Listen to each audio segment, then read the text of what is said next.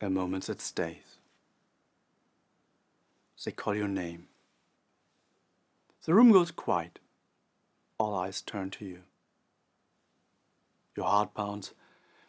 Your breath feels sharp. You want to speak, but your mouth is dry. Your mind goes blank and your body whispers, "Get out of here."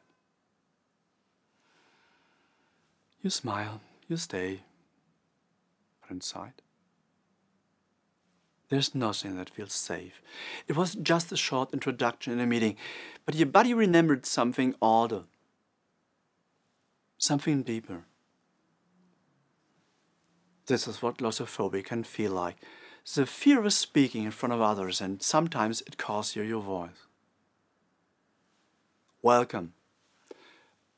I'm Karsten Noack. I'm a therapist and coach, and I help people with their way back to their voice, with clarity, with calm, and even with shaky hands. What is glossophobia?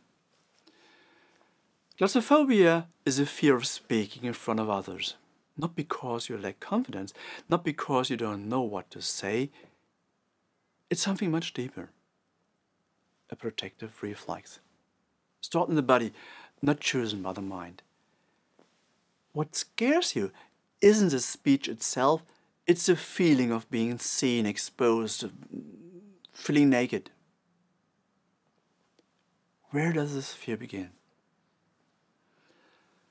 Maybe someone laughed when you spoke. Maybe no one listened. Maybe you were told to be quiet. Maybe you were corrected or ignored too many times. In those moments, your nervous system learned, when I speak, I get hurt.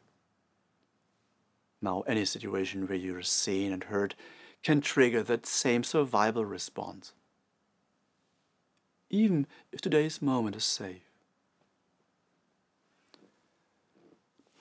What does glossophobia feel like? Your breath becomes shallow. Your voice shakes or disappears. Your mouth dries up. Your face burns. Hands turn cold. Your stomach twists. Your thoughts either race or vanish. Your body doesn't know you're just about to speak. It thinks you're about to be judged, attacked, or abandoned. What's going on internally? Underneath the surface, there's often a mix of, I have to get this right. If I mess up, I'll be rejected. If they see the real me, I won't be safe. It's not the act of speaking that creates fear. It's the experience of being visible, without control, without armor. How to break the cycle, gently and effectively. First, breathe. Slowly. That's more important than doing it deeply. Inhale for 4 seconds and exhale for 6. Hand on your chest or belly and quietly say to yourself, I'm safe. The nervous system doesn't calm through force, it calms through rhythm. Second, anchor in the body. Feel your feet on the ground. Lengthen your spine. Relax your jaw. Soften your shoulders. Gaze at a fixed point, not every face. Find out what works for you best. Presence doesn't come from pretending to be brave. It comes from connection to yourself first. Third, daily practice. Speak without an audience. Say 3 simple sentences out loud each morning. Not perfectly, just audibly. Notice how your voice feels in your body. Let it become familiar again in a safe space. No pressure, no performance. Fourth, second practice. Speak while feeling unsure. Read a short text, intentionally shaky and resistant. Let it sound awkward, unpolished, raw. And now pause. And notice this. You're still here. You're okay. This gently teaches your system that uncertainty doesn't mean danger. Fifth, hypnotherapy. Creating a new inner experience. In therapeutic trance, you can reshape what your nervous system believes. You might return to an old memory, not to relieve it, to rewrite it. This time, you're not alone. You don't freeze. You speak and something new happens. You stay. You breathe. You're safe.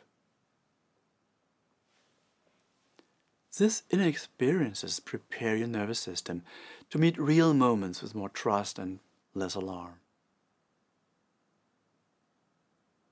Sixth, for loved ones, what actually helps? Let's start with what doesn't help. Sentence like, you'll be fine. Just picture them in their underwear. Calm down. Come on. What does help is warm eye contact when words stall. Silence that holds, not rushes. Saying, I see how hard this is for you. I'm here. Or asking, how did that feel for you? Support isn't about offering advice, it's about offering presence. You are not broken.